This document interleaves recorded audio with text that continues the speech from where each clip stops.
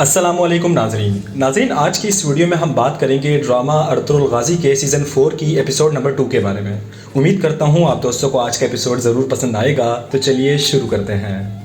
नाजरीन, जैसा कि आपने पिछले एपिसोड में देखा होगा कि कोपैक अर्तुगरुल की लाश मिलने पर खुदा का शुक्र अदा करता है और कहता है कि हम सबसे पहले अर्तुगरुल साहब के जनाजे में शरीक होंगे। इसके बाद उस सिपाही को भेज देता है और आज के इस एपिसोड में इधर काई कबीले में तमाम सिपाही अर्तुगरुल साहब की मैयत को ले आते हैं। कबीले के लोग जैसे ही मैयत को देखते हैं तो हैरानगी के आलम में पड़ जाते हैं।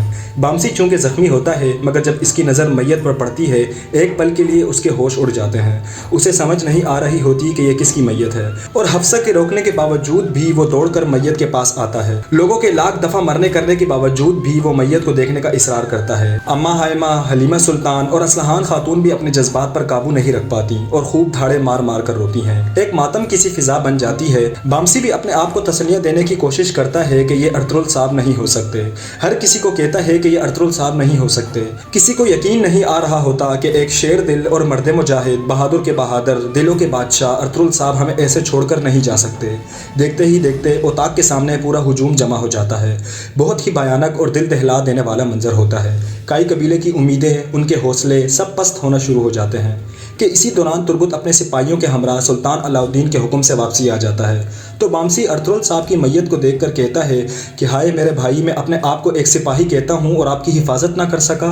हलीमा भी फरियादें और सिसकियाँ ले ले कर रोती है और कहती है कि मैं आपकी फतह और घर वापसी की उम्मीद लेकर बैठी थी। आपके इस तरह आने के अंदाज से मुझे बिल्कुल भी उम्मीद नहीं थी। तहम इस क़यामत खेज़ मातम कशी को मैं महदूद अल्फाज में कैद नहीं कर सकता। और आखिर में सिपाही अर्तुगरुल साहब की मैयत को उठाकर खैमे में ले चलते हैं। और इधर कराजैसर किले में आरिस के कहने पर एक जश्न का माहौल बन जाता है। तमाम लड़कियों ने इसमें रक्स और सुरूर की महफिल लगाई हुई होती है। इतने में लांथी भगोड़ा आरिस अपने कमांडर के साथ उन्हें देखने आ जाता है। कमांडर को देखते ही ये सब उसकी हौसला अफजाई और उसकी शैतानी हवस को बरकरार रखने के लिए नारेबाजी करते हैं। इतने में एक सिपाही आकर उसको कहता है कि मैं एक गुलाम फरोश सिमको का तारुफ आपसे करवाना चाहता हूँ। हम उसे निकिये में जानते हैं, ये बहुत मशहूर ताजिर है। तो आरिस उसको बुलाकर उससे तारुफ करवाता है। तो वो ताजिर कहता है कि मैंने सुना था कि आपने तमाम अच्छे गुलामों को इस जश्न में दावत दी है, इसलिए मैं यहाँ अपनी तमाम कनीज़ें लेकर आया हूँ। तो आरिस उससे कहता है कि तुम मुझसे क्यों मिलना चाहते थे। तो सिमको उससे कहता है कि मैंने यहाँ की तिजारत की काफ़ी तारीफ़ें सुनी है और मैं यहाँ अपना कारोबार लाने का सोच रहा हूँ और ये सब कुछ करने के लिए मुझे आप जैसे गवर्नर से जान पहचान करना ज़रूरी थी। और फिर आरिस की इजाज़त से उसे एक तोहफे के तौर पर लड़कियों का एक रेवड़ पेश करता है। तो कमांडर उन सब का जायज़ा लेता है। फिर सिमको एक खूबसूरत लड़की उसके सामने लाकर कहता है कि इसका नाम मारिया है और खूब उसके तारीफ़ों के पुल बांधता है। तो आरिस कहता है कि वाह, ये तो बहुत खूबसूरत है। तो सिमको कहता है कि मैं चाहता हूँ कि हमारे कारोबार की शुरुआत की खुशी में आप इस हसीना को तोहफे में कबूल करें। फिर कमांडर उसका शुक्रिया अदा करता है और कमांडर लुकास को कहता है कि इसे मेरे कमरे में ले जाओ ताकि ये कल तक अच्छी तरह आराम कर सके। मैं कल अर्तुगरुल साहब के जनाजे के बाद मारिया के साथ अपना जश्न जारी रखूँगा। ये सुनकर कमांडर मारिया को ले जाता है और सिमको बाकी तमाम लड़कियों को बाहर भेज देता है।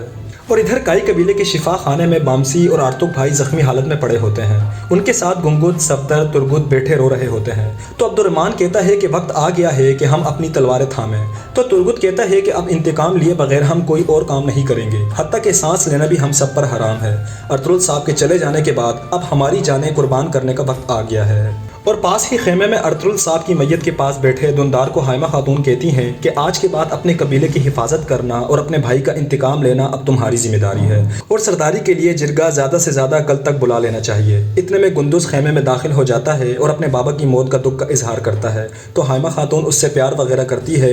इतने में सिपाही अर्तुगरुल साहब की मैयत को लेने आ जाते हैं और दुआएं मग़फ़िरत करते हैं। हर आंख नम हुई होती है। उन्हें देखकर हाइमा खातून कहती है कि तुर्गुत, क्या मेरे बेटे के लिए ज़मीन ने अपना सीना खोल दिया है। और फिर कहती है कि हाय ये दुनिया जहां इंसान आते हैं और चले जाते हैं। और फिर ना चाहते हुए भी तमाम सिपाही उनको हौसला देकर अर्तुगरुल साहब की मैयत को उठाकर ले चलते हैं। और जैसे ही सिपाही अर्तुगरुल साहब की मैयत को बाहर लाते हैं तो बाहर लोगों का हुजूम हाथों में तलवारें और आंखों में आंसू लिए उनके इस्तकबाल में खड़े होते हैं। और फिर मौलाना साहब फौरन जनाजा पढ़ाने लग जाते हैं और जनाजे के बाद कमांडर आरिस आ जाता है। उन्हें देखकर हर एक दंग रह जाता है। तो तुर्गुत आरिस को देखकर कहता है कि अर्तुगरुल साहब मेरे भाई, मैं आपसे वादा करता हूँ कि अगर आपका इंतकाम ना लिया गया तो मेरी तलवार मेरे अंदर दाखिल हो और खून से भरी हुई बाहर निकले। ये सुनकर तमाम सिपाही अपनी तलवारें हवा में बुलंद करके नारेबाजी करते हैं और फिर आरिस अर्तुगरुल साहब की मैयत के पास आकर दुंदार से कहता है कि मैं अपना पड़ोसी होने का फ़र्ज़ पूरा करने आया हूँ, माजरत चाहता हूँ, मगर अर्तुगरुल साहब एक बहादुर जंगजू थे। जो हुआ मुझे इसका दुख है। मैं आपको बताना चाहता हूँ कि मैं हर वक्त आपके साथ खड़ा हूँ। पास खड़ा कोपेक उनकी ये बातें सुन रहा होता है और फिर वो आरिस को लेकर एक साइड पर चला जाता है और बाकी सिपाही अर्तुगरुल साहब की मैयत को दफनाने के लिए ले चलते हैं। और इधर आरिस कोपेक को कहता है कि अर्तुगरुल साहब के मरने के बाद मैं उम्मीद करता हूँ कि सल्जूकी सल्तनत सरहद पर कशीदगी को कम करने के लिए सियासत को अपनाएंगे। तो कोपेक कहता है कि इन इलाकों में सियासत को मैं संभाल लूँगा, आप फिक्र ना करें। तो आरिस ये सुनकर खुश हो जाता है और कहता है कि मैं भी ऐसी हिकमत अमली का फल खाना चाहता हूँ। वो मीठे फल अभी पके नहीं हैं लेकिन पकने वाले हैं। फिर ये दोनों अर्तुगरुल साहब की कब्र पर चले जाते हैं जहाँ सिपाही अपनी नम आंखों के साथ अर्तुगरुल साहब को सुपुर्द खाक कर रहे होते हैं। और आखिर में तुर्गुत कहता है कि काई कबीले के बहादुर सरदारों, मेरी माँ और बहनों, हवा का एक झोंका हमें झुका नहीं सकता। हम किसी भी तूफ़ान से डरने वाले नहीं। हम तूफ़ानी बारिश में तबाह नहीं हो सकते। हमने इन सरजमीनों के लिए आंसू बहाए, मेहनत की और अपने पेशानियों पर पसीना जमाया। हमारे पास हमारा मकसद है। जो कोई भी अर्तुगरुल साहब पर यकीन रखता है, अगर आप उनको बहुत मोहतरम रखते हैं तो जान लें वो भी इसी मकसद की खातिर शहीद हुए हैं। अर्तुगरुल साहब की रूह की खुशी के लिए हम अपने ऊपर काबू रखेंगे और कंधे से कंधा मिलाकर अपना मकसद जारी रखेंगे। और अब से सिर्फ इंतकाम का वक्त शुरू हो गया है।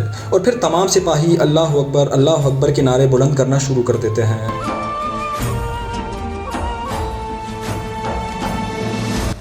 और इधर खेमे में एक अजीब सा मंजर बना हुआ होता है। हर तरफ रोशनी ही रोशनी होती है और सामने एक बच्चा लेटा हुआ होता है जो दिखने में निहायत ही हसीन होता है। जैसे ही अर्तुगरुल साहब उस बच्चे के पास आते हैं तो फ़ौरन बहुत सारे लोग झंडे उठाए हुए अर्तुगरुल साहब के पास आ जाते हैं और फिर अर्तुगरुल साहब को खुशखबरी देते हैं कि आपके खेमे में ये बच्चा जो चांद जैसे चमक रहा है, ये आपका बेटा उस्मान है।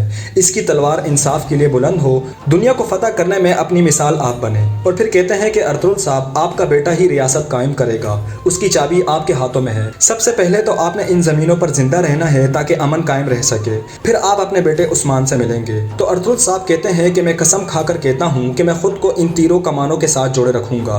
ये सुनकर तमाम लोग अपने झंडे उठाकर उनको दाद देते हैं। फिर अचानक ही अर्तुगरुल साहब ख्वाब से बेदार होते हैं तो वो एक गार में होते हैं और उनकी ज़बान से अपने बेटे उस्मान का नाम जारी होता है। अल्हम्दुलिल्लाह, अर्तुगरुल साहब जिंदा हैं। और पास खड़ा तबीब उनकी ये बातें सुनकर उनके पास आ जाता है और झट से उनके मुंह में पानी डालता है और उनको होश में लाने की कोशिश करता है। और इधर काई कबीले में दुंदार कहता है कि हमने अपने भाई को मिट्टी के हवाले कर दिया। अब जितना जल्दी मुमकिन हो सके हमें अपने पाँव पर खड़े रहने की ज़रूरत है ताकि हमारा कबीला और हमारे सिपाही नज़रअंदाज ना हो। तमाम सरदार दुंदार की बात से इत्तेफाक करते हैं और आखिर में दुंदार कहता है कि मैं सुलेमान शाह का बेटा दुंदार अर्तुगरुल साहब के बाद इस कबीले के नए सरदार के तौर पर मुंतखब होता हूँ और अर्तुगरुल साहब का इंतकाम लेना अब मुझ पर वाजिब है। आप सब ये बात जान लें। बिल आखिर तमाम लोगों के इत्तेफाक राय से हाइमा खातून सरदारी का निशान और तलवार उठाकर उसे बोसा देती है और बगैर कोई देर किए उसे दुंदार साहब को पेश कर देती है। तो नाज़रीन, यहाँ पर आज के इस एपिसोड का इख्तिताम हो जाता है। उम्मीद करता हूँ आप दोस्तों को आज का एपिसोड ज़रूर पसंद आया होगा। अपनी कीमती राय हमें कमेंट्स बॉक्स में ज़रूर दीजिएगा। आज के लिए इतना ही। अगली वीडियो तक के लिए अल्लाह हाफ़िज़।